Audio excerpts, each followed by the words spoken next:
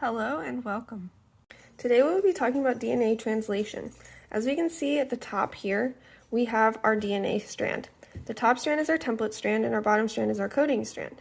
We will only be needing the coding strand because these are complementary bases and this coding strand will work for translation.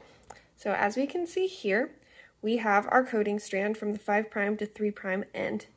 And right now, mRNA, it's showing T's, which cannot happen. They have to be used. So we're going to change all these T's to uracils, and we get our wild-type mRNA. Looking at our wild-type mRNA, we can see UAG, which is our start codon, and this will give us our amino acid strand. We have methionine, valine, arginine, phenylalanine, lysine, and then our stop codon. In DNA, we have different point mutations. This first mutation we will talk about is missense.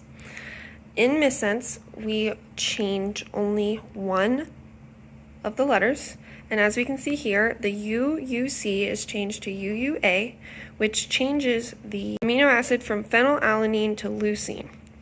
And this mutation is a transversion because it changes the purine to a pyrimidine.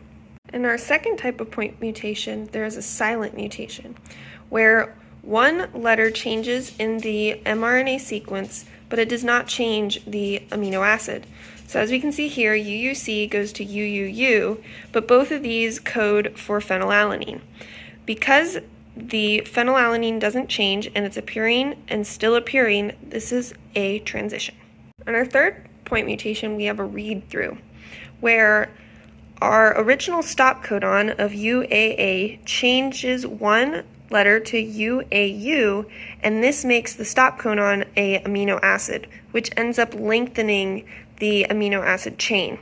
So in this case, the A changes to a U, and we get tyrosine instead of a stop codon. And because we change a purine to the pyrimidine, we have a transversion. This last mutation is nonsense.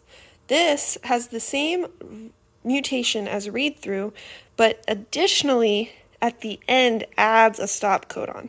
So we have the read-through mutation that causes tyrosine, and then we have the last UAU changing to a stop of UAA. And in this change, we have a transition because the pyrimidine stays a pyrimidine. Lastly, here are my resources. Thanks for watching.